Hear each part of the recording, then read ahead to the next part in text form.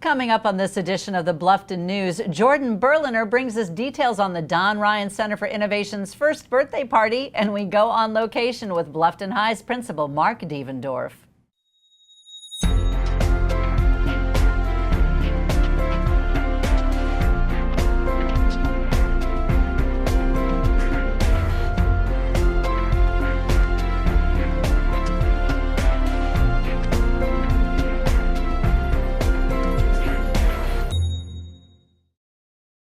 Thanks for joining us for the Bluffton News. I'm Anneliza Itkor, and these are today's current headlines. At about 8:45 a.m. last Wednesday, the Bluffton Police Department responded to Bluffton High for a possible threat. School personnel had isolated a student who was exhibiting strange behavior and was making concerning comments. Austin Almeida, a senior, was taken into custody by police. At the time, he was carrying multiple knives with blades at least 2 inches long, a loaded Glock 22 handgun, gasoline, lighter fluid, and a lighter.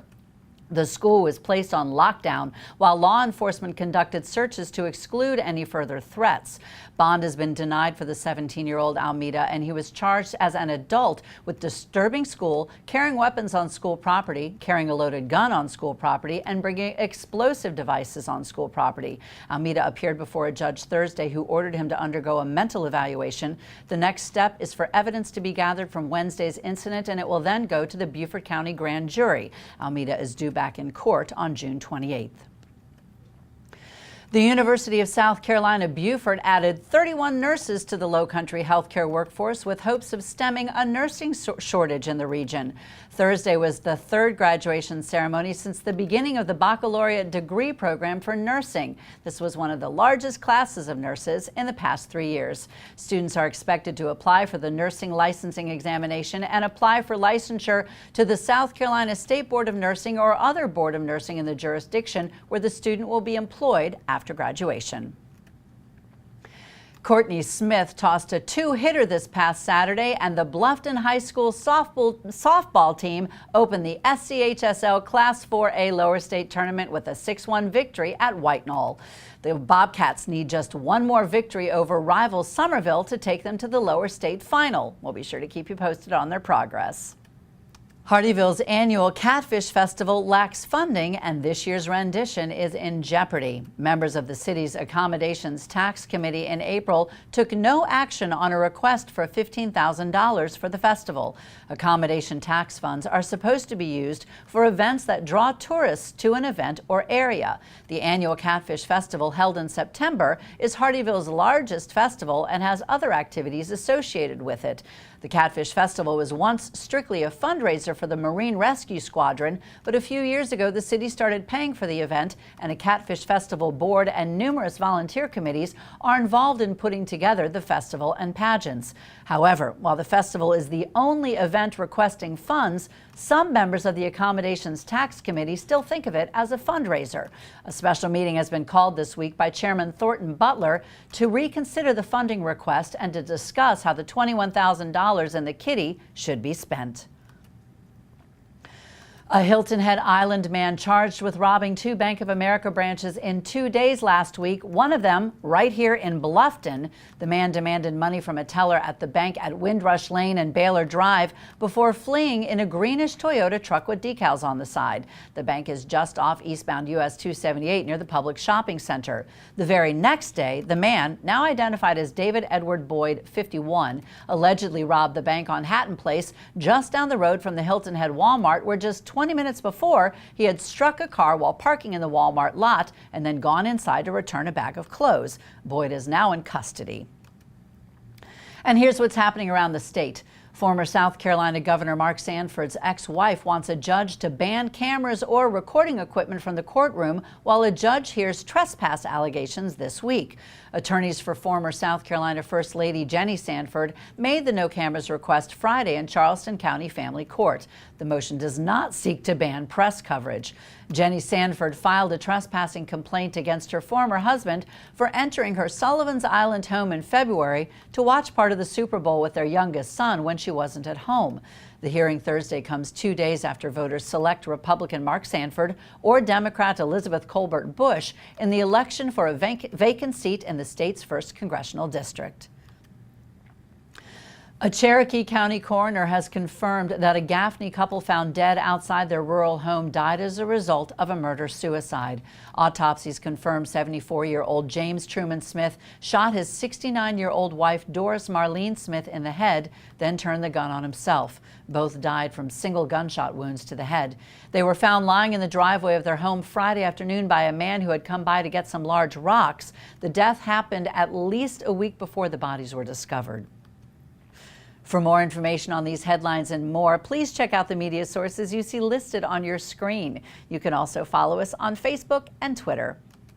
After the break, BJ Frazier of the Bluffton Sun has the details on Bluffton's top stories, and Shellie West-Hodges brings us the Bluffton Business Report.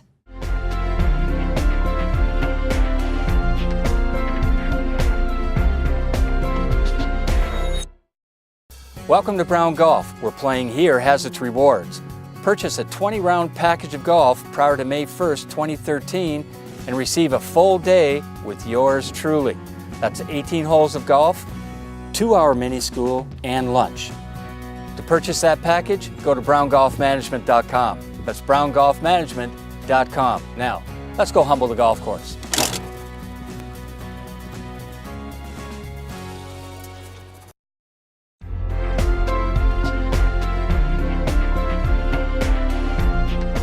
Welcome back to the Bluffton News. Joining me now is BJ Frazier of the Bluffton Sun.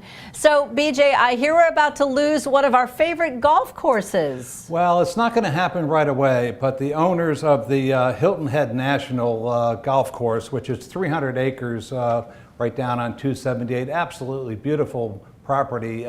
Scratch Golf are the owners, and they've applied for a zoning change permit that would essentially allow someone in the future to put houses, hotels, retail, condominiums on that property. And the reason it's so valuable is because of its proximity to Hilton Head. It's the last largest tract available that has a portion on 278. So we'll see what happens.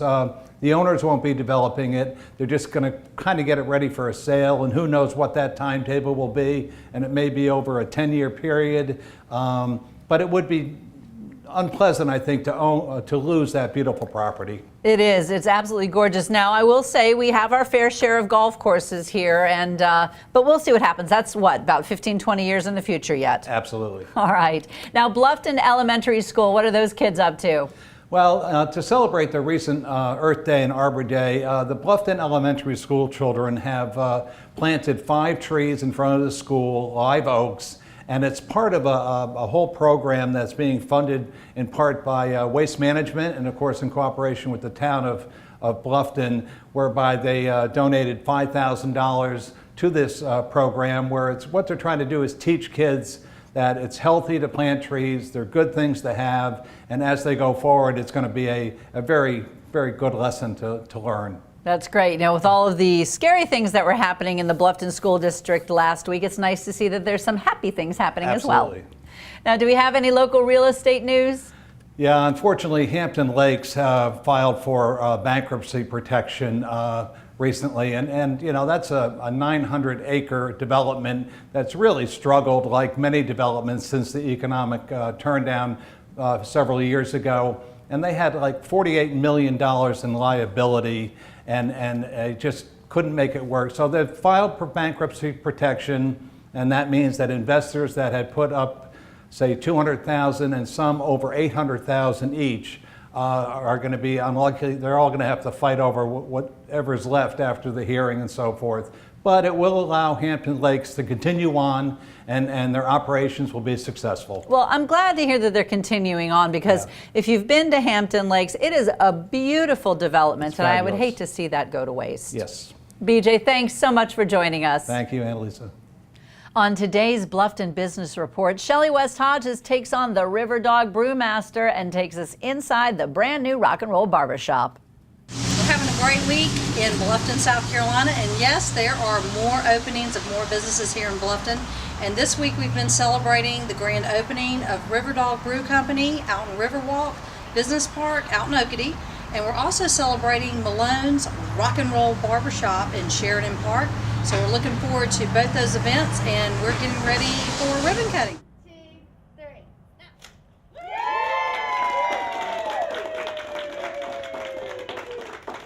say congratulations. I have Lauren Husinger here with me. Lauren, congratulations on your grand opening. Tell us a little bit about your business. Malone's Rock and Roll Barbershop. You know, we cater to everybody. We want kids, seniors, everybody in between. Ladies especially love Malone's Barbershop. Pool table in the lobby. I know you maybe can't see that here, but as you can see, we've got plenty of rock and roll posters on the wall. We've got great music playing all the time.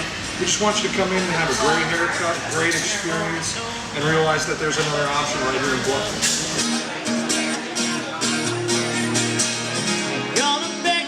Gotta ask you what's wrong.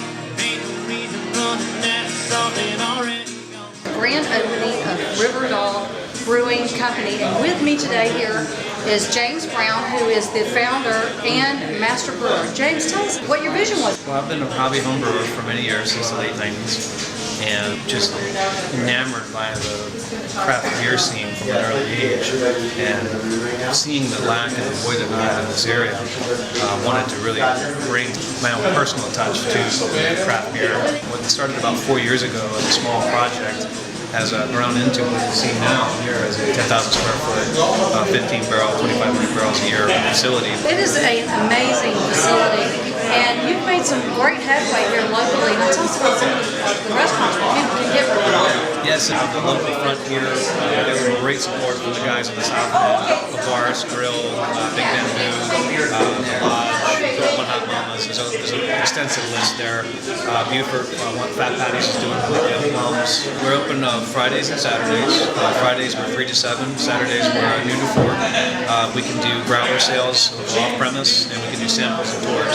There is a new law that they're working on now at the state side that may allow us to start selling pints, and we're really keeping our fingers crossed for that. Okay, well, wish you all the success in the world, and we're out here in Oconee where beer's business, and that's back to you. Thank you, Shellie.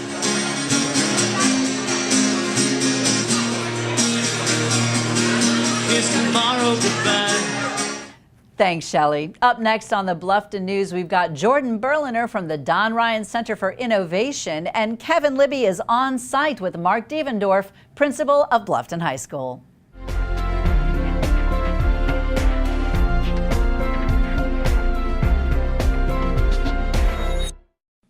Have you noticed all of the people, activity, construction, and new business on Buckwalter Parkway? Buckwalter Place is a 94-acre knowledge-based, mixed-use, new town development in Bluffton, South Carolina, and is the focus and nexus of a significant amount of economic, commercial, governmental, educational, entertainment, social, and cultural activity in southern Beaufort County. If you haven't already, visit Buckwalter Place and experience it for yourself. Buckwalter Place. Live well. Connected.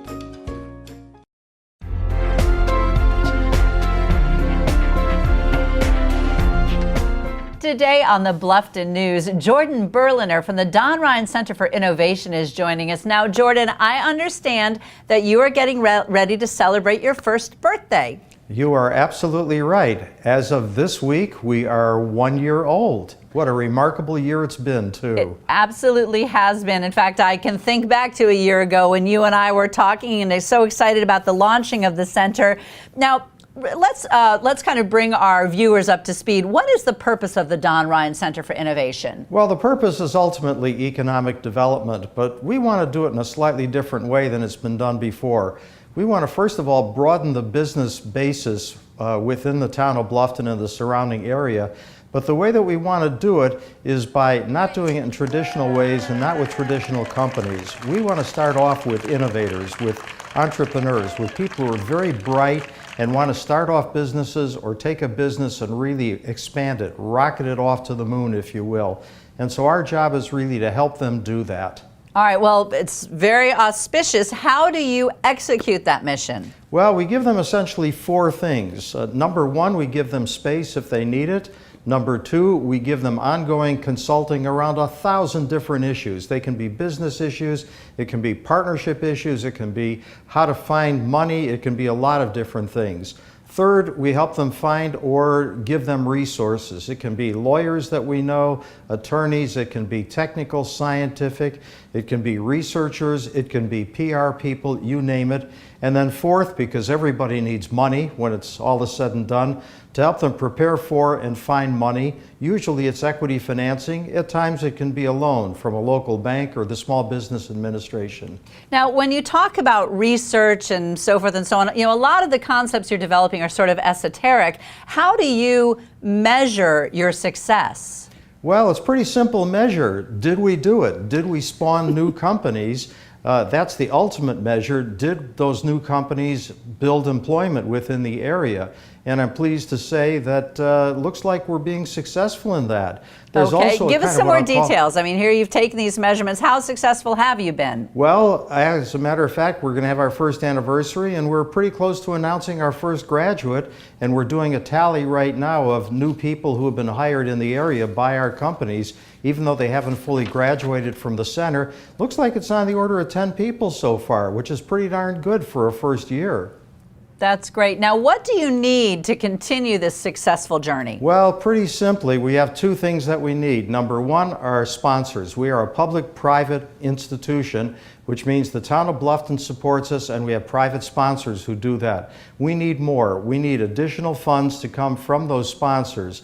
The second thing we need is to locate even more sources of funding for our companies. We are looking right now at equity funds, at equity partnerships, but at the same time we're also looking for what is euphemistically called, quote, high net worth individuals, people who maybe are settled here, who have the money, would like to invest in a new enterprise, both help out the enterprise and hopefully help themselves as well.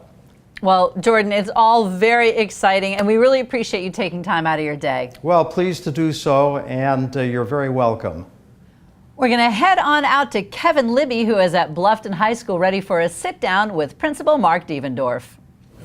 Last week, we had an incident where we put our school on full lockdown as a result of the understanding that we had a student in the building with weapons and that it was a viable threat.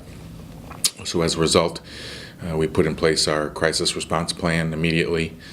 The circumstances specifically involve a senior student that approached a teacher in his first block class asking, in essence, for help, asking for advice.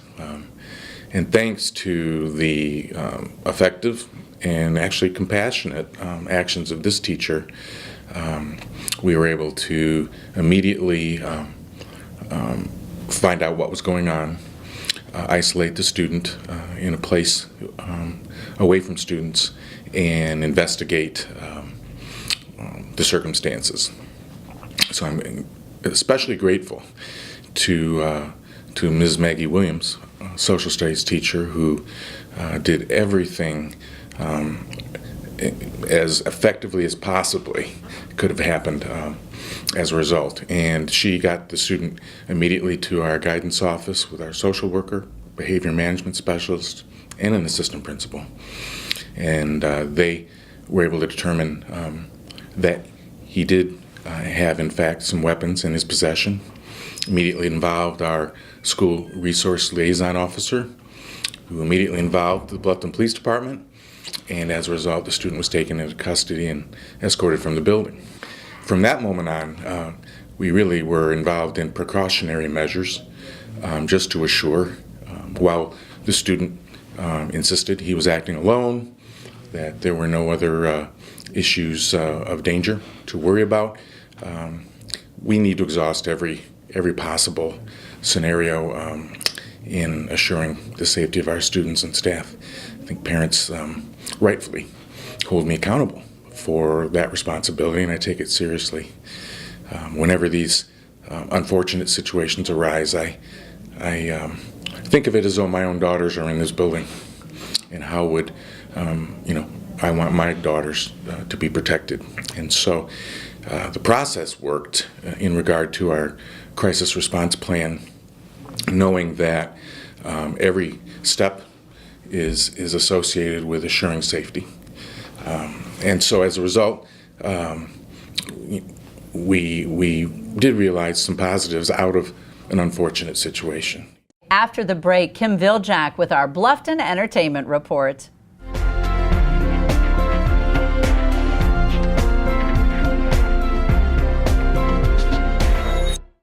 How's the air temp at your house? Hotter?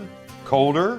Never fear, Season 7 at Covert Air is now underway. If your home is not in the comfort zone, we can be on the scene today. Clean a little coil, find a little leak. If it's over the hill, replace it. Summer's coming, have no worries. Sit back, relax, and stay cool. Covert Air to the rescue. Available 24 hours a day, 7 days a week.